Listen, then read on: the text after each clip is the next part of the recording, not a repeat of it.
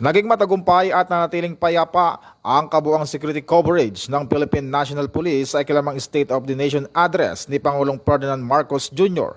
Ayon sa PNP, naging maayos ang pagpapatupad ng mga hakbang sa seguridad upang matiyak ang kaligtasan ng Pangulo, mga opisyal ng pamahalaan, mga delegado at ng publiko habang ginagalang ang karapatan ng mga mamamayan sa mapayapang pagpapahayag ng kanilang saloobin. Dalawang pangunahing kilos protesta ang minonitor ng PNP sa Quezon City na diniluhan ng tinatayang 6,000 kalahok. Bagamat may ilang naitalang insidente na natiling kontrolado ang sitwasyon.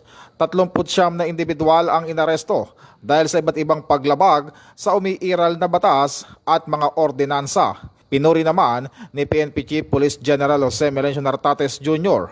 ang disiplina at profesionalismo ng mga pulis na nakadeploy. Gayon din ang pagkakaisa ng publiko sa pagpapanatili ng kaayusan. Ayon sa PNP, patuloy nitong paigtingin ang maagap at koordinadong pagpapatupad ng batas bilang bahagi ng layunin nitong mapanatili ang kapayapaan at kaayusan sa ilalim ng bagong PNP para sa bagong Pilipinas, serbisyong mabilis, tapat at nararamdaman. Mula po dito sa Campo Crame, ako po si Patrolman Adrian Dayaw nagbabalita, bagong PNP para sa bagong Pilipinas, serbisyong mabilis, tapat at nararamdaman.